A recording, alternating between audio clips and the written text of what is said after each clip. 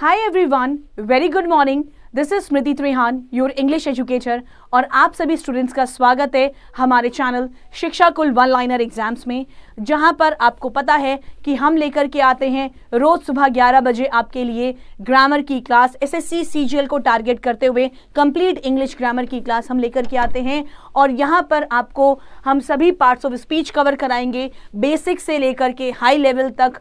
और इसके अलावा ग्रामर करने के साथ साथ 1 बजे हमारी क्लास होती है वोकैबुलरी की, जिसमें कि आपको एग्जाम में पूछे गए, एसएससी के एग्जाम में पूछे गए, सीजीएल में पूछे गए प्रीवियस ईयर के one word substitution, idioms and phrases, synonyms, antonyms हम डिस्कस करते हैं। तो चलिए अपनी ग्रामर की क्लास को कंटिन्यू करते हैं। और हाँ, जब भी हम अपनी क्लास की शुरुआत करते हैं तो एक पॉजिटिव थॉट के साथ करते हैं। तो चलिए देखते हैं आज का कोट ऑफ द डे हम आपके लिए क्या लेकर के आए हैं। आज हम आपको एक बहुत ही बढ़िया मैसेज देना चाहते हैं, और आप सभी को मालूम भी है, लेकिन फिर भी कभी कभार क्या होता है ना कि हम इन चीज़ों को जानते हैं लेकिन फिर भी हम इन चीज़ों को अपनी लाइफ में इम्प्लीमेंट नहीं कर पाते। तो हम आपको ये कहना चाहते हैं कि भाई, work hard in silence and let your success make noise. आपको बहुत ज़्यादा अपनी मेहनत का ढिंढोरा पीटने की ज़रूरत नहीं है, क्योंकि जब सूरज निकलता है तो वो सबको दिखाई पड़ता है। तो work hard in silence and let your success make noise. तो चलिए इन्हीं पॉजिटिव लाइंस के साथ हम अपनी इसी पॉजिटिव मैसेज के साथ हम अपनी आज की क्लास को शुरू करते हैं, ठीक है। और हाँ, एक और अच्छा मैसेज हम आपको देना चाहते हैं। विवेकानंद जी के द्वारा कही गई बात है, जो आपने सुनी भी होगी। क्या बात उन्होंने कही है? उन्होंने कहा है कि अगर आपको अपनी लाइफ में कोई एम अचीव करना है तो आप कैसे अचीव करोगे। तो उन्होंने बहुत बढ़िया मैसेज दिया हुआ है कि टेक अप वन आइडिया, एक विचार लो, एक आइडिया लो, जो आपका एम है अपना एक एम बनाओ, ठीक है। Think of it, dream of it, उसके बारे में सोचो, दिन रात, मतलब ज़्यादा ओवर थिंकिंग मत करो, उसके बारे में हमेशा आपके माइंड में हमेशा अपना एम आपको दिखाई दे। Think of it, dream of it, and let your whole body be full of that idea. कहते हैं कि भाई विवेकानंद का ये मैसेज है कि take up one idea, think of it, dream of it, let your whole body be full of that idea. और जब आप उस एम को ही अपना सब मान ले, आप उस एम को ही पूरा फोकस होकर के उसी पर कॉन्सेंट्रेट करते हो, तो तभी आप उसको अचीव कर पाओगे। And this is the way to success. और तभी आप अपना एम अचीव कर पाओगे। मतलब कि अगर आप कोई अपना एम बनाते हो, take up one idea, think of it, dream of it, let whole part of your body be full of that idea, and then the objective is achieved. मतलब कि जब आपके दिमाग में, दिल दिमाग में हमेशा अपना एम आपको दिखाई देगा, तो आप तभी उसको अचीव कर पाओगे, ठीक है। तो इन बढ़िया लाइंस के साथ हमें सिर्फ इन लाइंस को सुनना नहीं है, हमें इन्हें अपनी लाइफ में आत्मसात भी करना है, हमें इन लाइंस को फॉलो भी करना है। तो इन पॉजिटिव लाइंस के साथ, इन पॉजिटिव मैसेजेस के साथ हम अपनी आज की क्लास की शुरुआत करते हैं। I hope you all are ready for the class. और हाँ, एक बात और कह दें कि सफलता की कोई शॉर्टकट नहीं होता। There is no elevator for success. Success का कोई एलिवेटर नहीं है। You have to take the way of stairs. आपको स्टेयर्स का सहारा लेना होगा, मतलब कि आपको स्टेप बाय स्टेप ही चलना होगा। आप ये नहीं कर सकते कि आपने अगर मान लिया कि कोई शॉर्टकट है सक्सेस का। There is no shortcut for success, you have to take the way of stairs. तो चलिए इन्हीं पॉजिटिव लाइंस के साथ, इसी पॉजिटिव मैसेज के साथ हम अपनी आज की क्लास को शुरू करते हैं। I hope you all guys are ready for the class. अगर आप क्लास के लिए तैयार हैं तो बिल्कुल जल्दी से कमेंट कर दीजिए कि yes ma'am we are ready for the class, और कमेंट बॉक्स में यस लिख दीजिए, थम्स अप कर दीजिए कि आप सभी लोग बिल्कुल बेहतरीन तरीके से क्लास के लिए तैयार हैं। तो बिना समय ज़ाया किए हुए हम अपनी आज की क्लास की शुरुआत करते हैं, जहां पर हम पढ़ेंगे नाउन के कुछ बेहतरीन से रूल्स, और आज हम इस चैप्टर को कंप्लीट करेंगे, जिससे कि हम नेक्स्ट क्लास में अगली पार्ट ऑफ स्पीच को स्टार्ट करें। तो देखिए आज का हमारा जो रूल है वो क्या, हमें रूल क्या है? Noun singular in form but plural in use. कुछ ऐसे नाउन होते हैं जो देखने में सिंगुलर लगते हैं। अब आपके सामने ये कुछ ऐसे नाउन दिखाई दे रहे हैं। कैटल हो गया, पोल्ट्री हो गया, पीजेंट्री है, infantry, gentry, cavalry, nobility. Nobility एक एक वर्ड का मीनिंग अभी आपको बताएंगे my dear students. Clergy, admiralty, सभी ध्यान से सुनिएगा, okay. Nobility, clergy, admiralty, yeomanry, people, police and children. तो ये जितने भी वर्ड्स हैं हमारे, ये जितने भी नाउन हैं, ये सभी नाउन, ध्यान से सुनिएगा, ये सभी नाउन हमें देखने में कैसे लगते हैं? ये सभी नाउन्स की अगर बात की जाए तो ये सभी नाउन्स देखने में सिंगुलर लगते हैं, सिंगुलर इन फॉर्म, ये सिंगुलर दिखते हैं लेकिन होते क्या है? Plural in use. देखने में सिंगुलर लेकिन यूज में प्लूरल। तो कैटल आपको मालूम ही है, कैटल किसको बोलते हैं? जितने भी जो एनिमल्स, मवेशी होते हैं उनको कैटल बोलते हैं। Cattle are grazing in the field. Poultry का मतलब मुर्गी पालन, पीजेंट्री का मतलब कृषि से संबंधित, पोल्ट्री का मतलब मुर्गी पालन, मतलब जो आप फार्म जैसे होते हैं ना, पोल्ट्री फार्म होते हैं लोगों के। पीजेंट्री का मतलब एग्रीकल्चर से रिलेटेड, कृषि से संबंधित। फिर आता है नेक्स्ट वर्ड इन्फेंट्री। इन्फेंट्री का मतलब होता है पैदल सेना, इन्फेंट्री का मतलब आर्मी ऑन फुट, ठीक है। देन नेक्स्ट वर्ड हमारे सामने आता है gentry.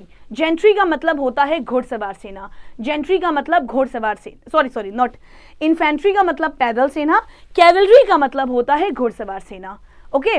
Then army on horse. Gentry का मतलब क्या होता है? जेंट्री का मतलब आप कह सकते हो कि जब कभी आप किसी पार्टी में जाते हो, किसी फंक्शन में जाते हो, तो अक्सर जब आप वहां से लौट करके घर आते हो तो आपसे पूछा जाता है कि भाई वहां पे कैसे लोग थे, जेंट्री कैसी थी, है ना। तो जेंट्री का मतलब क्या होता है? लोगों के लिए यूज किया जाता है, लोगों को संबोधित करना। जेंट्री का मतलब होता है क्राउड, ठीक है ना। किसी भी पार्टी में हम जाते हैं, किसी भी ओकेजन में जाते हैं तो पूछा जाता है ना कि वहां पे जेंट्री कैसी थी, तो आप बताते हो कि भाई क्रीम जेंट्री थी, अच्छी जेंट्री थी, एक्सेट्रा, ठीक है। नेक्स्ट है नोबिलिटी। नोबिलिटी का मतलब क्या होता है? सोसाइटी का जो कुलीन वर्ग होता है, मतलब इसको आप ऐसे रिलेट करते हो, जितने भी रिच क्लास होते हैं, सोसाइटी के एलीट क्लास होते हैं, उन्हें नोबिलिटी में रखा जाता है। नोबिलिटी का मतलब समाज का उच्च वर्ग, या कि हम कह सकते हैं जो कुलीन वर्ग कहते हैं ना, ज्यादातर हम इसको आपको मालूम होगा एक प्लूटोक्रेसी वर्ड बनता है। प्लूटोक्रेसी वर्ड जो बनता है ना, वो रूलिंग सिस्टम से रिलेटेड होता है। प्लूटोक्रेसी में अक्सर हम पढ़ते हैं कि रिच पीपल के द्वारा जब शासन किया जाता है तो वो प्लूटोक्रेसी होती है। तो यहाँ पे नोबिलिटी में क्या होता है? कुलीन वर्ग, यानी समाज के जो रिच पर्सन होते हैं उनको नोबिलिटी कहा जाता है। क्लर्जी का मतलब क्या होता है? चर्च के अंदर, क्लर्जी का मतलब चर्च के अंदर जो हमारे प्रीस्ट होते हैं, प्रीस्ट का ग्रुप जो है चर्च के अंदर, प्रीस्ट का जो ग्रुप होता है उसे क्लर्जी कहा जाता है, यानी कि जो प्रीस्ट होते हैं उनके ग्रुप को क्लर्जी कहते हैं।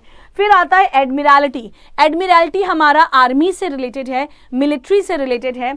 योमेंड्री वर्ड आता है, तो इन दो योमेंड्री वर्ड को अभी हम डिस्कस करेंगे, इसको मैं आपको डिटेल में बताते हैं कि इसका मीनिंग क्या है। एडमिरल्टी का मतलब क्या होता है? एडमिरल जनरल, यानी कि ये आर्मी से रिलेटेड है, सेना से रिलेटेड है। देन पीपल मालूम है हमें, पुलिस मालूम है, एंड चिल्ड्रेन, ठीक है। तो ये सभी वर्ड जो है ना, ये देखने में तो हमें लगते हैं singular, they are singular in form but they are used in a plural sense. And if they are used in a plural sense, then what kind of verb we are going to use with them? Obviously अगर ये plural sense में use होते हैं तो इनके साथ जो verb लगाई जाती है वो भी प्लूरल होती है। तो देखिए, दिखाई तो सिंगुलर लगते हैं, they are singular in form. Why they are singular in form? क्योंकि इन शब्दों के साथ एस या ईएस का यूज नहीं होता, लेकिन अर्थ में दिखते तो सिंगुलर है, इनके साथ एस और ईएस का प्रयोग नहीं होता, तो दिखते तो सिंगुलर है, लेकिन अर्थ क्या होता है? अर्थ में प्लूरल होते हैं। और क्योंकि इनका मीनिंग प्लूरल होता है तो आप इनके साथ कौन सी वर्ब लगाओगे? आप इनके साथ प्लूरल वर्ब लगाओगे। क्लियर है सभी को? एग्जाम्पल पे आ जाइए, जल्दी से इसके एग्जाम्पल पे आ जाते हैं। एग्जाम्पल क्या कहता है? Cattle are grazing in the field. Cattle are grazing in the field. अब देखिए, कैटल के साथ हमने क्या लगाया? आर लगाया। Cattle are grazing in the field, plural verb use होगा। फिर आइए नेक्स्ट वर्ड पे, our infantry have march forward. देखो ध्यान से समझना, बहुत ही अच्छे तरीके से समझना।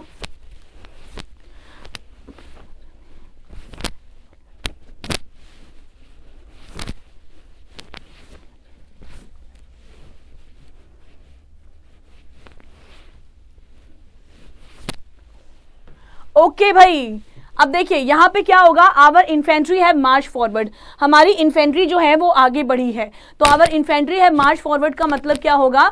इसका मतलब ये होगा कि आप अपनी सेना, आर्मी के लिए बोल रहे हो कि हमारे कंट्री की जो पैदल सेना है वो आगे बढ़ रही है, मार्चिंग फॉरवर्ड।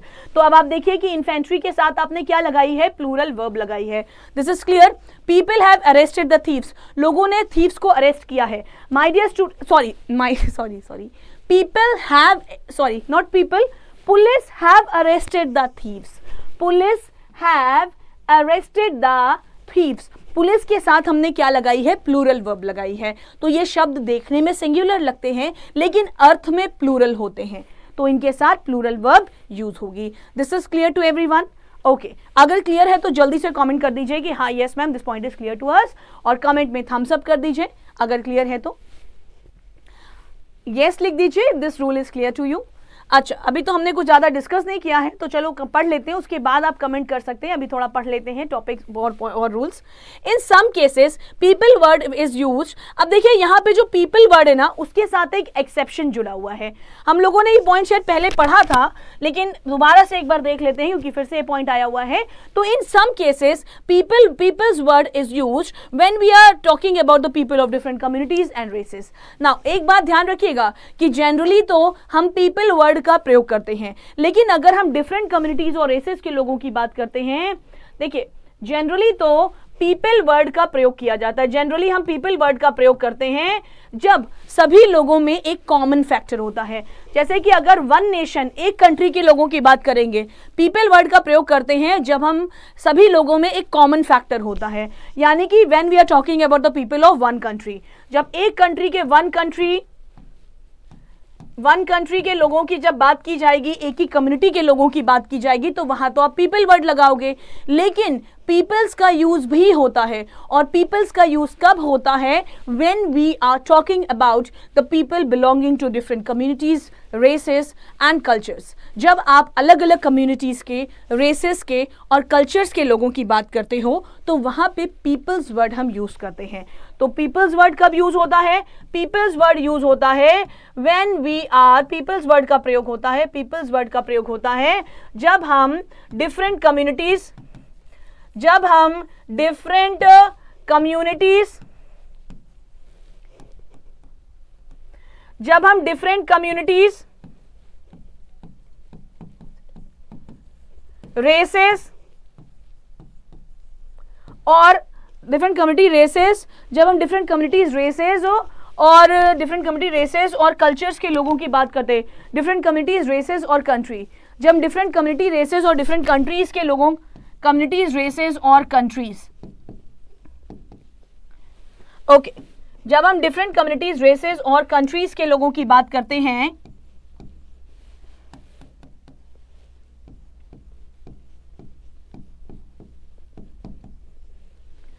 जब हम डिफरेंट कम्युनिटीज, रेसेस और लोगों, डिफरेंट कम्युनिटीज, रेसेस और डिफरेंट कम्युनिटीज, रेसेस और कंट्रीज के लोगों की बात करते हैं, तो वहां पे पीपल्स वर्ड का यूज होता है। वन कंट्री के लोगों की पीपल, और डिफरेंट कम्युनिटीज, रेसेस और कंट्रीज के लोगों की बात करोगे तो वहां पे क्या लगेगा, पीपल्स यूज होगा। तो इस तरीके से पीपल वर्ड का प्लूरल होता है यूज।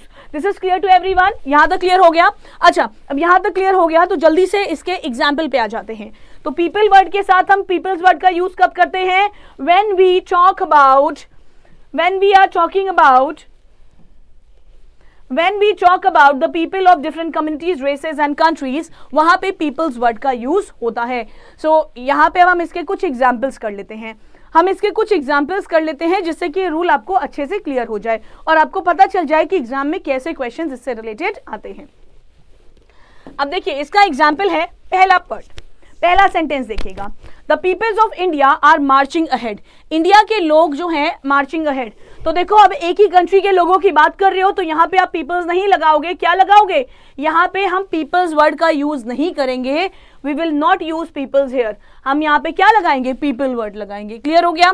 दूसरा देखिए, the people of Russia is hard working, ये बिल्कुल सही है, एक कंट्री के लोगों की बात की जा रही है तो यहाँ पीपल वर्ड बिल्कुल सही है, ठीक। अच्छा तीसरा देखिएगा, द जेंट्री ऑफ द, हाँ ये पीपल वर्ड यहाँ पर बिल्कुल सही है क्योंकि एक कंट्री के लोगों की बात की जा रही है, रशिया की, ठीक है, तो ये एक यहाँ पे पीपल्स नहीं होगा, यहाँ एक कंट्री की बात की जा रही है, सिंगुलर है, बिल्कुल सही है।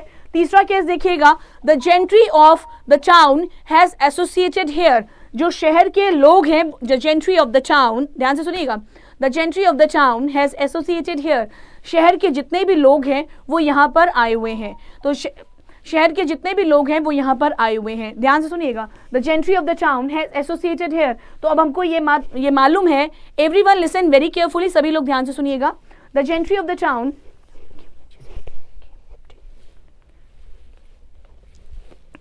अच्छा, ध्यान से सुनिएगा और बेहतरीन तरीके से चीज़ों को हम समझते हैं और बढ़िया से पढ़ते हैं। The gentry of the town has assembled here. The gentry of the town has assembled here. यहाँ पर क्या है, ये बिल्कुल सही है क्योंकि जेंट्री वर्ड जो है ना हैज़, हाँ, शहर के जितने भी जेंट्री है, शहर के जितने भी लोग हैं वो यहाँ पर आए हुए हैं। तो माय डियर स्टूडेंट्स, यहाँ पे जेंट्री वर्ड के साथ आप हैज़ का प्रयोग, यहाँ पे जेंट्री वर्ड के साथ हम हैज़ का प्रयोग नहीं करेंगे। क्या लगाएंगे? हैज़ का प्रयोग नहीं करेंगे। क्या लगाएंगे? वी विल यूज़, यहाँ पे हम हैज़ का प्रयोग नहीं करेंगे। क्या लगाएंगे? हैज़ का यूज़ नहीं करेंगे। क्या लगाएंगे? हम हैव का प्रयोग करेंगे। क्लियर हो गया? हैव का प्रयोग करेंगे क्योंकि प्लूरल वर्ब यूज होती है। नेक्स्ट देखिएगा, our peasantry is very poor. हमारी पीजेंट्री बहुत ही गरीब है। तो अब देखो पीजेंट्री वर्ड के साथ भी क्या आएगा? पीजेंट्री वर्ड के साथ भी आप प्लूरल वर्ब लगाओगे। So this point is clear to everyone. यहाँ पे पीजेंट्री के साथ भी हम इज नहीं लगाएंगे। पीजेंट्री के साथ हम इज नहीं लगाएंगे। क्या लगाएंगे? आर का प्रयोग करेंगे। पीजेंट्री के साथ हम इज नहीं लगाएंगे। क्या लगाएंगे? आर का यूज करेंगे। I think this is clear to everyone. यहां तक सभी को अच्छे से क्लियर हो गया है।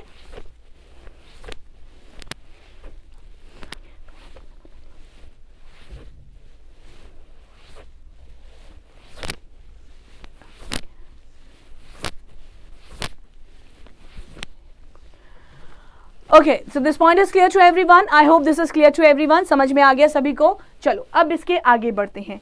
यहां तक सबको क्लियर है?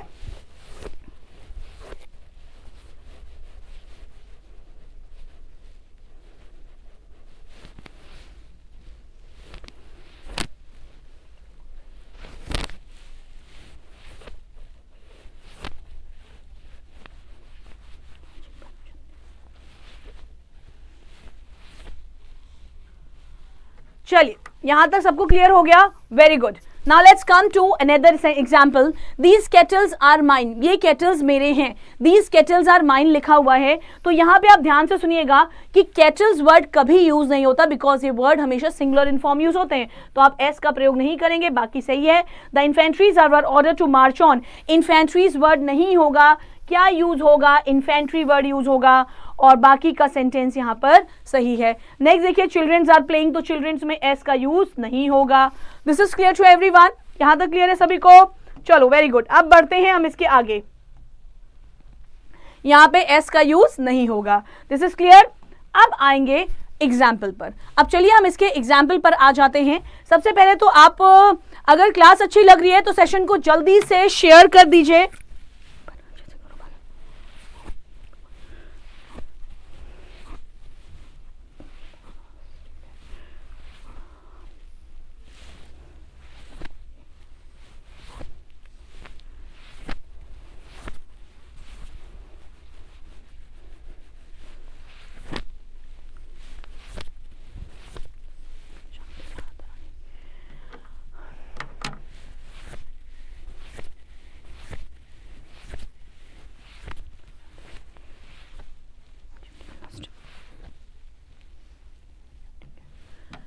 अगर क्लास अच्छी लग रही है तो जल्दी से सेशन को शेयर कर दीजिए। जल्दी से सेशन को शेयर कर दीजिए अगर क्लास अच्छी लग रही है तो। ओके, ज्यादा से ज्यादा बच्चे क्लास में जुड़ जाइए, सेशन को शेयर कर दीजिए।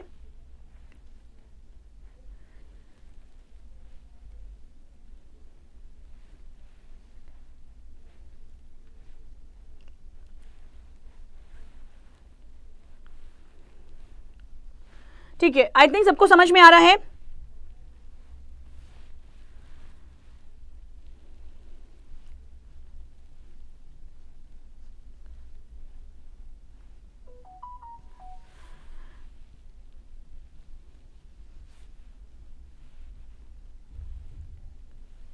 ओके, चलो यहां तक क्लियर है सभी को? चलो अब बढ़ते हैं इसके क्वेश्चन पर। अब जल्दी से इस क्वेश्चन का आंसर दीजिएगा। देखिए क्या लिखा हुआ है।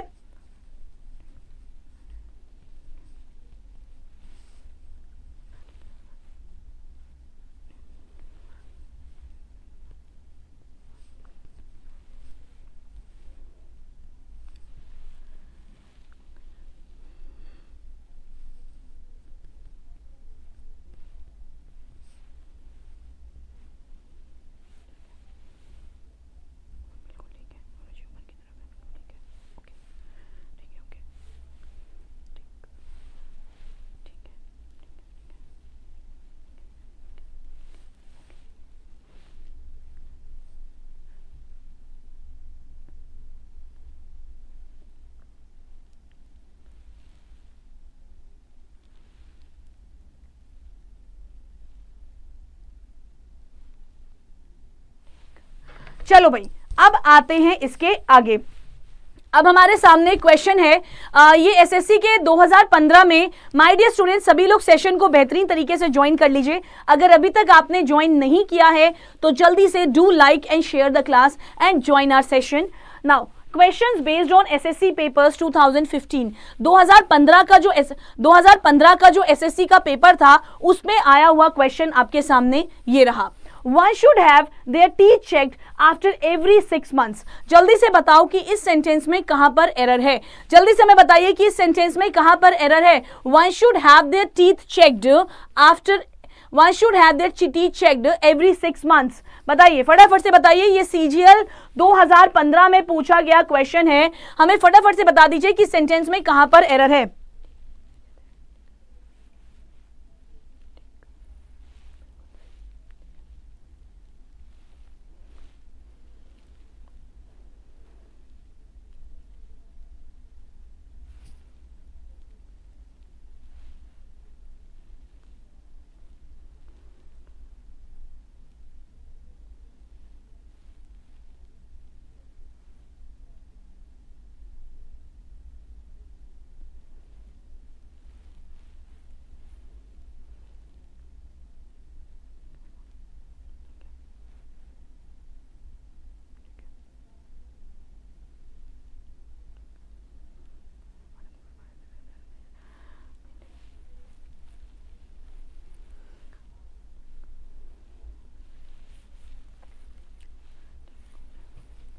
ठीक है, ये क्वेश्चन का जल्दी से आंसर बताइएगा कि इसमें कहां पे एरर है, किस पार्ट में एरर है।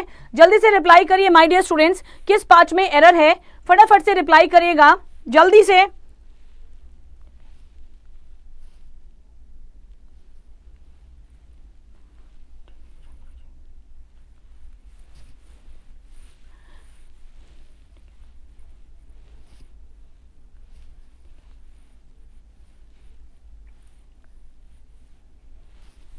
चलिए जल्दी से बताइए कि किस पार्ट में एरर है। One should have their teeth checked after every 6 months. प्रत्येक व्यक्ति को हर 6 महीने में अपने टीथ चेक कराने चाहिए।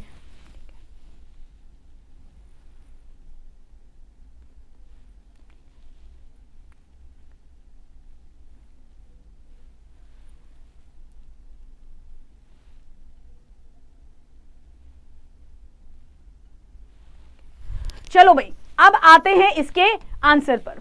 देखिए यहां पर ये क्वेश्चन हमारे एग्जाम में आया, one should have their teeth check. अब देखो हम आपको एक बात बता देते हैं कि वन अपने साथ अपना ही पोजेसिव, वन हमेशा अपने साथ अपना ही पोजेसिव यूज करता है। जैसे कि यहां पे लिखा हुआ है, यहां पे क्या लिखा हुआ है, one should have their teeth checked.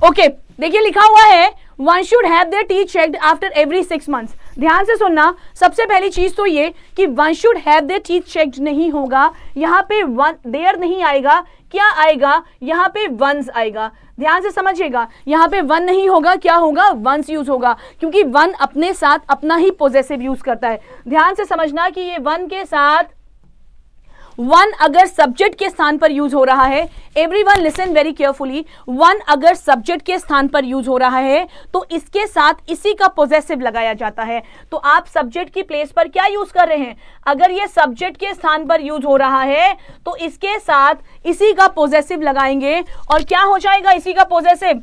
तो पोजेसिव केस क्या बनेगा, पोजेसिव केस जो होगा वन का क्या पोजेसिव केस बनता है माय डियर स्टूडेंट, वन का जो पोजेसिव केस बनेगा that will be one's. One का जो पोजेसिव केस बनेगा वो वंस होगा। तो आप यहां पे क्या लगाओगे, वंस यूज करोगे। दैट मीन्स कि किस पार्ट में एरर है, तो सेकंड पार्ट में एरर है। This thing is clear to everyone. यहां तक क्लियर है तो जल्दी से कमेंट कर दीजिए। Okay now let's come to, यहां तक क्लियर हो गया।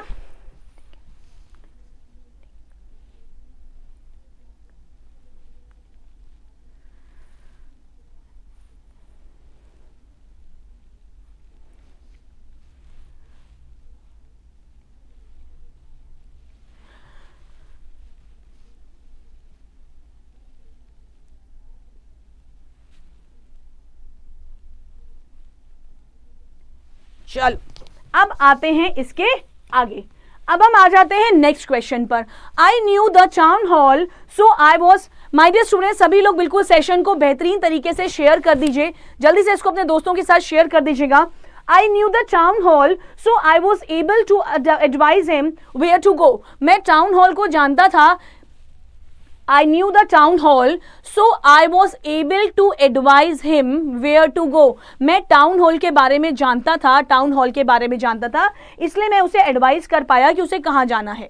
ठीक है, अब यहां पर आप देखो तो advise him where to go. I knew the town hall, so I was able to advise him where to go. I was able to advise him where to go.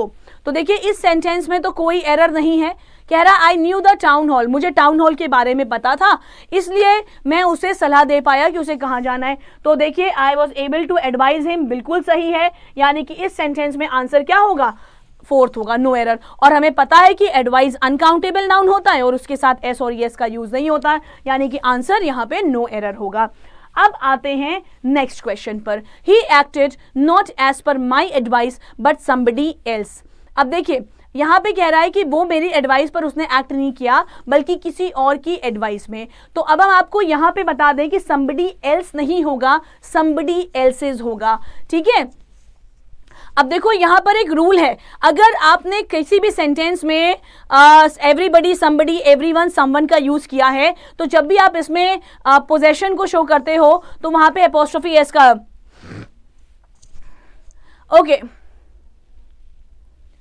Okay चलो हम आपको इसका एग्जाम्पल बताते हैं। देखिए एक rule होता है यूज ऑफ एपोस्ट्रोफी का, ध्यान से समझिएगा। यूज ऑफ एपोस्ट्रोफी से रिलेटेड एक रूल है, यूज ऑफ एपोस्ट्रोफी से रिलेटेड एक रूल होता है हमारा, ध्यान से सुनिएगा। रूल क्या है कि अगर हमारे सेंटेंस में, देखो रूल बता देते हैं, यूज ऑफ एपोस्ट्रोफी से रिलेटेड रूल होता है, ध्यान से सुनिएगा, ध्यान से समझिएगा। आई होप सबको समझ में आ रहा है, ज्यादा से ज्यादा बच्चे क्लास में जुड़ जाइए।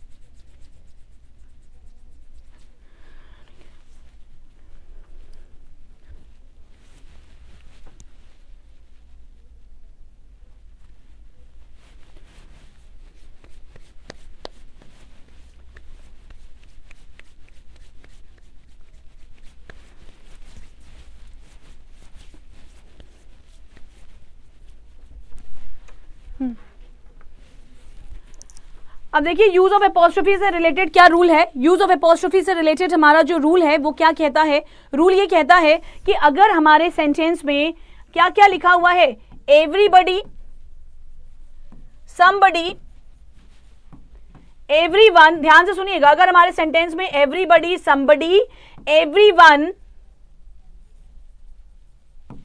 समवन,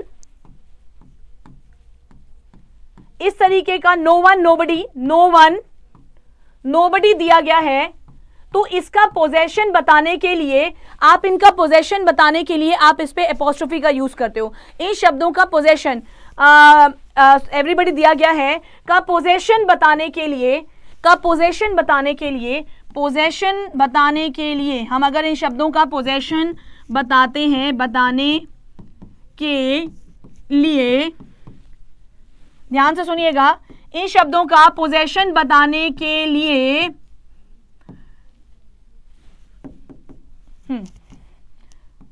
बताने के लिए हम यहां पर क्या करते हैं, इनका पोजेशन बताने के लिए हम एपोस्ट्रोफी लगाते हैं, बताने के लिए एपोस्ट्रोफी का प्रयोग होता है, एपोस्ट्रोफी का प्रयोग होता है।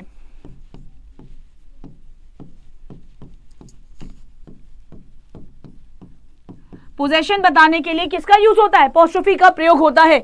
यानी कि एवरीबडी, समबडी में पोजेशन बताने के लिए आप एपोस्ट्रोफी का यूज करोगे। जल्दी से इसका एग्जांपल देखेंगे। Everybody's business, everybody's business is nobody's business, everybody's business is nobody's business, मतलब जो बात सबके लिए चिंता का विषय है वो वास्तव में किसी के लिए चिंता का विषय नहीं है। कई बार क्या होता है, कुछ कॉमन प्रॉब्लम्स होती है, जैसे सपोज करिए कि हमारे एरिया में कई सारी हमारी कंट्री की प्रॉब्लम्स हैं, तो जो बात सबके लिए चिंता का विषय वास्तव में देखा जाए तो किसी के लिए चिंता का विषय नहीं है। अब देखो यहाँ पे एवरीबडीज में अपॉस्ट्रोफी एस लगा है और नोबडीज में लगा है, ठीक है। अच्छा, दूसरी चीज एक और यहां पर है, एक और एग्जाम्पल, everyone's concern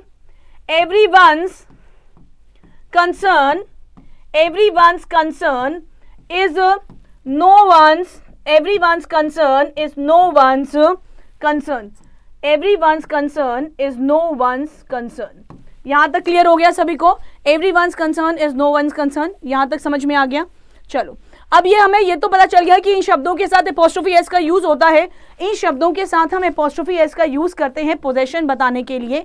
लेकिन अब आपको एक और केस बताते हैं, अगर इन वर्ड्स के साथ, देखिए अगर इन वर्ड्स के साथ एल्स लग जाएगा, अगर इन शब्दों के साथ आप एल्स लगाओगे तो फिर एपोस्ट्रोफी का यूज इन शब्दों पर नहीं होगा बल्कि एल्स पर होगा। तो देखो, अगर इन शब्दों के साथ एल्स लगा है ना, तो अब यहां पर आप देखो तो एपोस्ट्रोफी का यूज इस शब्द पे नहीं होगा बल्कि एल्स पर होगा। यानी कि एरर क्या है, he acted not as per my advice but somebody else's, उसने मेरी एडवाइस के अकॉर्डिंग एक्ट नहीं किया बल्कि किसी दूसरे की सलाह मान के उसके अकॉर्डिंग एक्ट किया। तो आप देखो कि यहाँ एल्स लगेगा ना अगर इन शब्दों के साथ, तो एपोस्ट्रोफी को फिर आप somebody पे नहीं लगाओगे, आप एल्स पर लगाओगे। तो यहां पर क्या होगा, somebody else's हो जाएगा। क्या होगा, somebody else's। ये हमारा सेंटेंस में करेक्शन है। दैट मीन्स किस पार्ट में एरर है, तो एरर है थर्ड पार्ट में, ठीक है ना। एल्स नहीं आएगा, क्या आएगा, इसकी जगह पे एल्सेस आएगा। ये एसएससी स्टेनोग्राफर 2016 में पूछा गया क्वेश्चन है। इतना क्लियर है सभी को? एल्सेस नहीं आएगा, क्या आएगा, एल्स आएगा। क्लियर है? सॉरी, एल्स नहीं आएगा, एल्सेस आएगा। ओके, यहां क्लियर हो गया कि यहां पे क्या आएगा, एल्सेस आएगा। ठीक, अब बढ़ते हैं हम अगले क्वेश्चन पर। अब देखिए, आ जाते हैं अगले क्वेश्चन पर। Now this question is asked in SSC LDC 2017 paper. क्या दिया गया है, to the well its tail is the sole mean of propulsion to the whale its tail is the sole mean of propulsion। Sole mean नहीं होगा, क्या होगा, means होगा, mean नहीं होगा। देखो गलती क्या है, मीन नहीं होगा, क्या होगा, मीन्स होगा। अब हम आपको एक बात बता देते हैं, तो हमने पिछली क्लास में एक रूल पढ़ा था कि मीन्स वर्ड दो तरीके से यूज होता है। हमने लास्ट क्लास में एक रूल पढ़ा था कि जो मीन्स वर्ड होता है ना, इसको हम दो तरीके से यूज करते हैं। इसके सिंगुलर और प्लूरल दोनों तरीके से यूज किया जाता है। जब इसका मतलब इनकम होता है तो ये प्लूरल नाउन की तरह ट्रीट किया जाता है। प्लूरल नाउन कैसे ट्रीट किया जाता है, प्लूरल नाउन की तरह से ट्रीट किया जाता है। लेकिन जब इसका मतलब वे टू एन एंड होता है, किसी चीज का वे टू तरीका, किसी चीज का वे टू एन एंड, जब इसका मतलब वे टू एन एंड होता है, किसी चीज का तरीका, काम करने का तरीका, तो इसे सिंगुलर नाउन की तरह से ट्रीट किया जाता है। कैसे ट्रीट किया जाता है, सिंगुलर नाउन की तरह से ट्रीट किया जाता है। लेकिन इसकी स्पेलिंग तो ऐसे ही लिखी जाएगी ना, तो आप यहां पर गलती किधर है, सोल मीन नहीं होगा, सोल मीन्स ऑफ प्रोपल्शन होगा, सोल मीन्स ऑफ प्रोपल्शन। ठीक है, okay. Now let's come to the next word. All the girl students are advise to attend the meeting positively. Session को शेयर भी करते जाइए, like करते जाइए, सेशन को लाइक और शेयर कर दीजिए जिससे कि ज्यादा से ज्यादा बच्चे हमारी क्लास में जुड़ सकें। और माय डियर स्टूडेंट्स, ये सीजीएल में पूछे गए, आप चाहे तो इसको आप देख सकते हो, किताब में देख सकते हो, प्रीवियस ईयर की बुक्स में। ये एसएससी सीजीएल 2015 के 2015 में आए हुए क्वेश्चंस हैं, 2015 के बाद के क्वेश्चंस हैं। ये सीजीएल एमटीएस में पूछा गया 2017 का क्वेश्चन है। देखो एग्जाम में आए हुए क्वेश्चंस हम आपके लिए लेकर के आए हैं, तो ये क्वेश्चन आपको दोबारा देखने को भी मिल सकते हैं पेपर में, तो इसलिए ध्यान से सुनिएगा और अच्छे से समझिएगा। अब आता है हमारा next question. All the girl students are advised to attend the meeting positively. सारी गर्ल स्टूडेंट्स को एडवाइज किया जाता है कि वो मीटिंग को पॉजिटिवली अटेंड करें।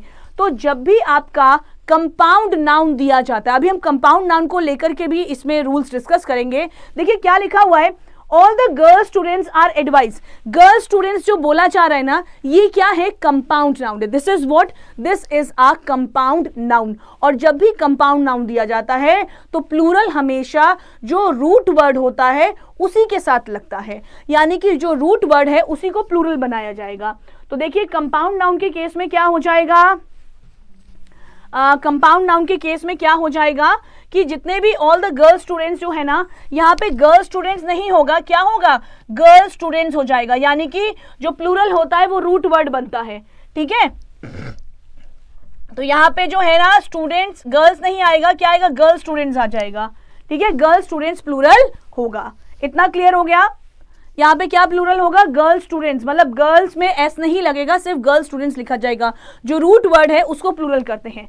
चलो अब हम इससे रिलेटेड कुछ क्वेश्चंस आपको, अब जरा हम कंपाउंड नाउन से रिलेटेड ये होमवर्क दिया था, लेकिन अभी इसको हम भी करेंगे नहीं, इसको आप वैसे तो आप इसके चलिए ठीक है, ये 3 क्वेश्चंस हम आपको एज अ होमवर्क दे देते हैं, इन्हें करिएगा और करके इसको हम नेक्स्ट क्लास में डिस्कस करेंगे। तो ये 3 क्वेश्चंस आप करिएगा, इन्हें हम नेक्स्ट क्लास में डिस्कस करेंगे।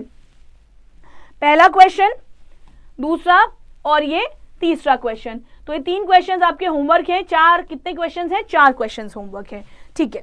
अब जरा आपको कंपाउंड नाउन से रिलेटेड अच्छे से हम लोग रूल्स डिस्कस कर लेते हैं कि कंपाउंड नाउन होता क्या है, क्या उससे रिलेटेड रूल्स है। ये बहुत ही इंपॉर्टेंट है।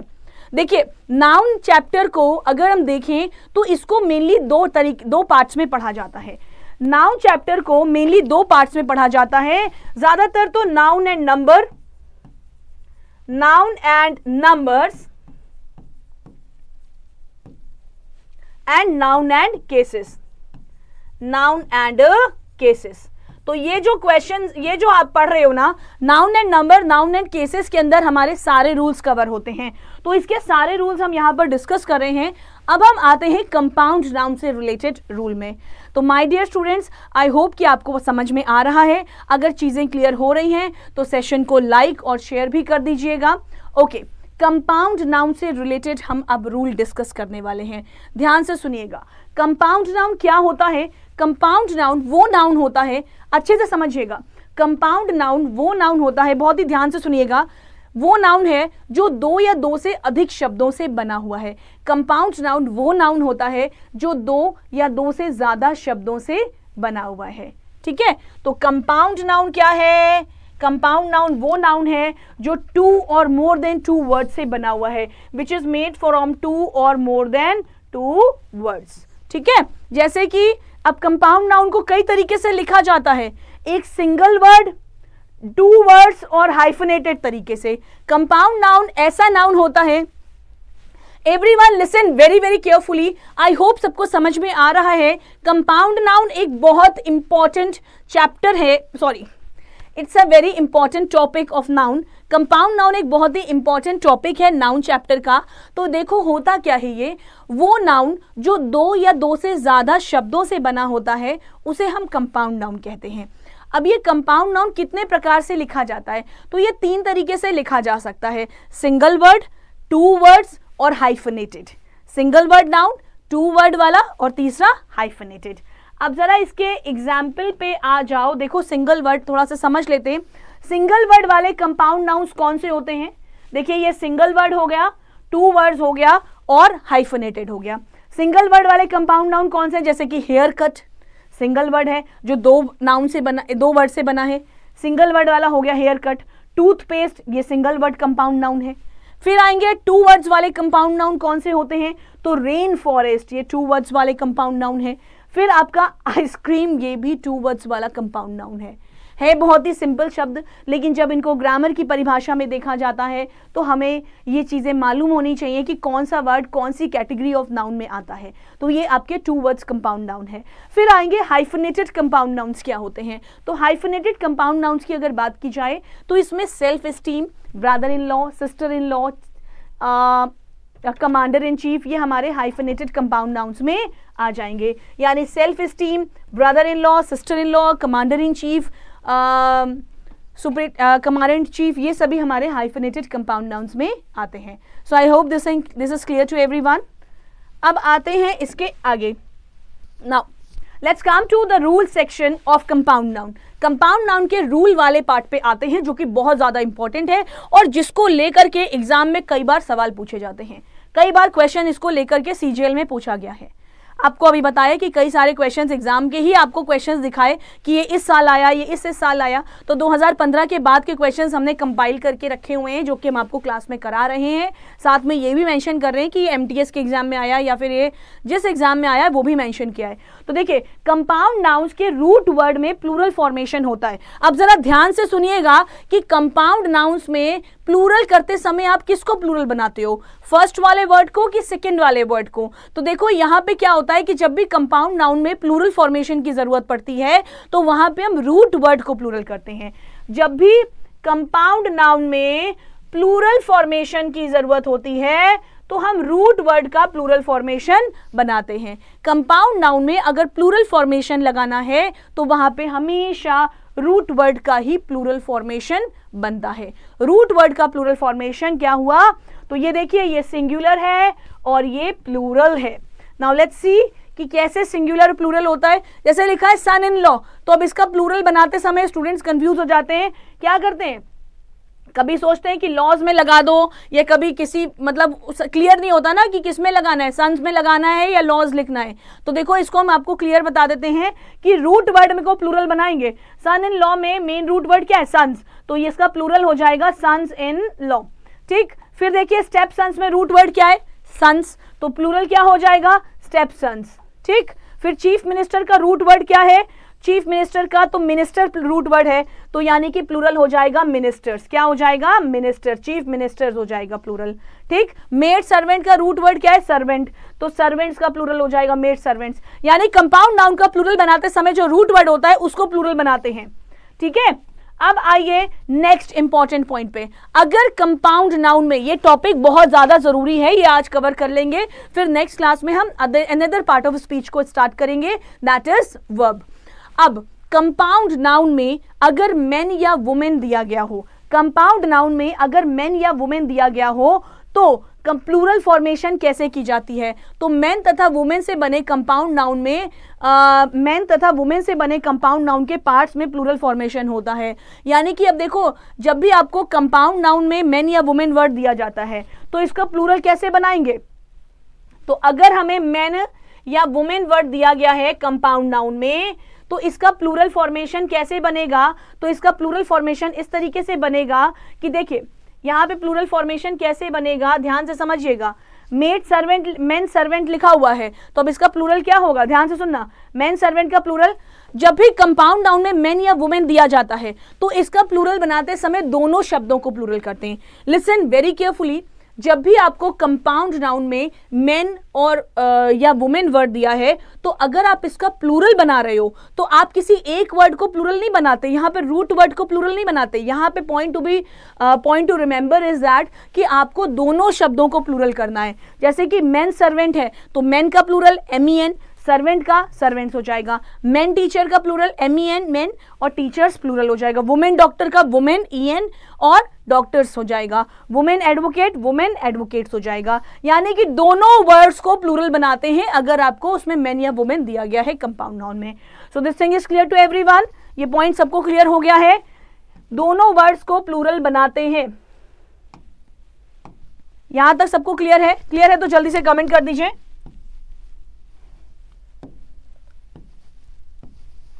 ठीक है, तो दोनों वर्ड्स को प्लूरल बनाया जाता है, यहां तक क्लियर है?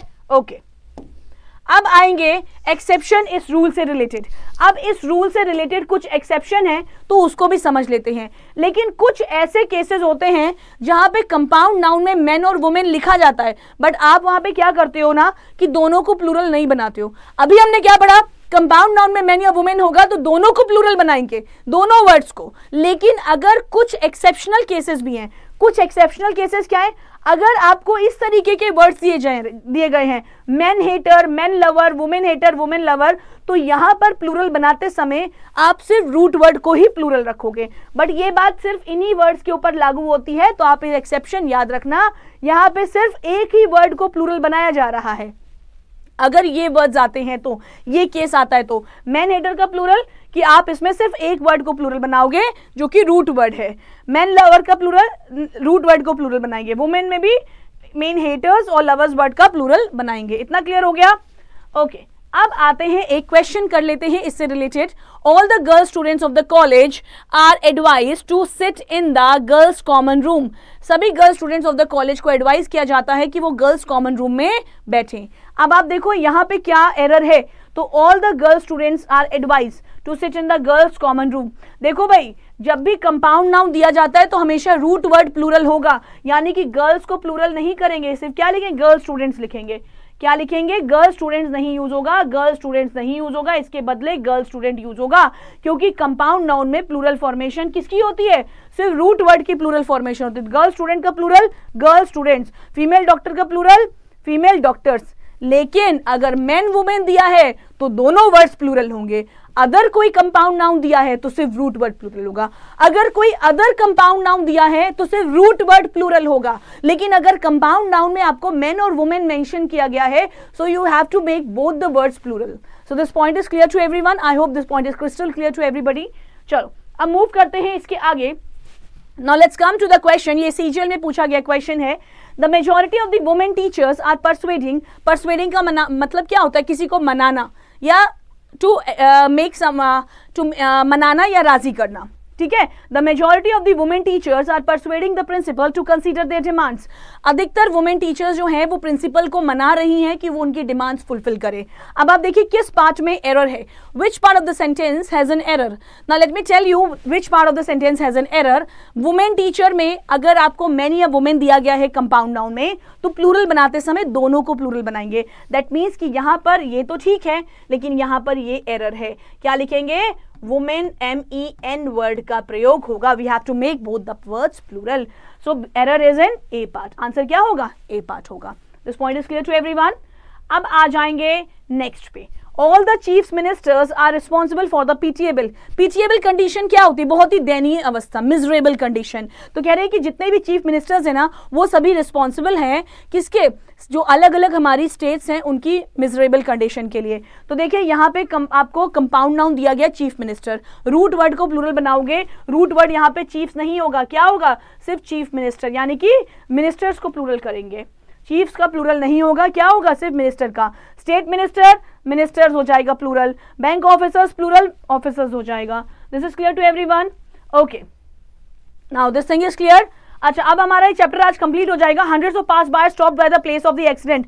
हंड्रेड्स ऑफ बताया है ना कि जब कभी भी मिलियन, बिलियन, डजन, 100,000, आपको ये रूल बता दिया है कि जब कभी भी million, billion, dozen, 100,000, pair, gross, score, इस तरीके के आपको जब कभी भी वर्ड्स दिए जाते हैं जो कि प्लूरल नाउन है, अगर हम इन शब्दों के पहले डेफिनेट न्यूमरल एडजेक्टिव का प्रयोग करते हैं तो हम इन्हें प्लूरलाइज नहीं कर सकते। यानी कि 500 को हम हंड्रेड्स नहीं बोलेंगे, है ना, इसको प्लूरलाइज नहीं करेंगे अगर डेफिनेट न्यूमरल एडजेक्टिव इन शब्दों के पहले लगा है। लेकिन अगर इन शब्दों के पहले कोई इनडेफिनेट काउंटेबल लगा है तो आप इन शब्दों को प्लूरलाइज कर सकते हो, ठीक है। Hundreds of pass buyers, passer buyers stopped at the place of accident, ठीक है। तो अब यहां पर ये सेंटेंस बिल्कुल सही है, इसमें कोई एरर नहीं है। इसका आंसर क्या हो जाएगा, 5 हो जाएगा, यानी कि नो एरर। अच्छा हाँ, एक चीज और यहां पे इस वाले पॉइंट में एरर नहीं है।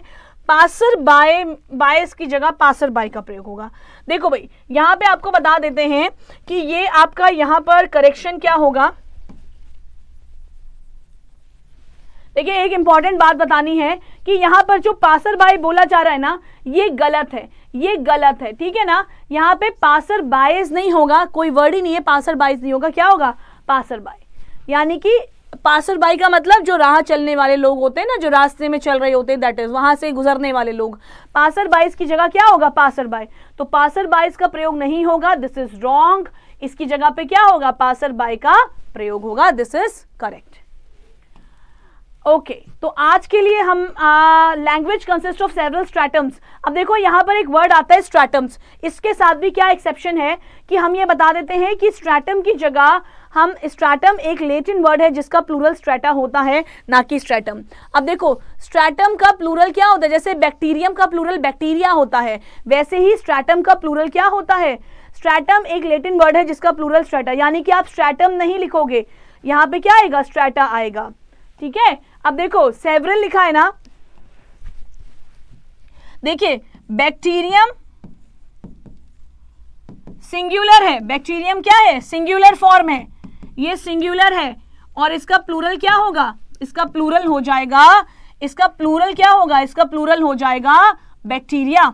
इसका प्लूरल क्या होगा, इसका प्लूरल हो जाएगा बैक्टीरिया। इसी तरीके से स्ट्रैटम जो वर्ड लिखा है ना, स्ट्रैटम, इसका प्लूरल क्या हो जाएगा, ये तो सिंगुलर है, ये सिंगुलर फॉर्म है, और इसका प्लूरल क्या हो जाएगा, इसका प्लूरल हो जाएगा स्ट्रैटा। ये इसका प्लूरल फॉर्मेशन हो जाएगा। क्लियर है? तो चलिए आज के लिए हम इतना ही रखते हैं, और आज की क्लास के लिए इतना। अब हमारा यहाँ पे नाउन चैप्टर कंप्लीट हो गया है। हम अब नेक्स्ट क्लास में क्या पढ़ने वाले हैं, तो हम लोग अपने नेक्स्ट लेक्चर में क्या पढ़ने वाले हैं, तो नेक्स्ट लेक्चर में हम कवर करेंगे, कौन सा चैप्टर पढ़ेंगे, हम स्टार्ट करेंगे वर्ब्स। तो नेक्स्ट क्लास में हम वर्ब्स चैप्टर स्टार्ट करेंगे, और वर्ब से रिलेटेड कुछ इंपॉर्टेंट रूल्स हम डिस्कस करेंगे। तो इसके साथ ही आज हमने नाउन चैप्टर को कंप्लीट कर लिया है। अब हम वर्ब्स स्टार्ट करेंगे। वर्ब को भी दो पार्ट्स में पढ़ेंगे, एक तो इसका बेसिक लेवल, और फिर हम इसका एडवांस लेवल पढ़ेंगे। तो बेसिक और एडवांस, ठीक है, बेसिक और एडवांस पार्ट हम कवर करेंगे। तो अब मिलते हैं नेक्स्ट क्लास में। सेशन अच्छा लगा है तो इसे लाइक और शेयर जरूर करिएगा, और हमारे चैनल को सब्सक्राइब कर लीजिए। मिलते हैं नेक्स्ट क्लास में। Till then your English Guru signing off. तब तक के लिए जय हिंद, जय भारत। Thank you class.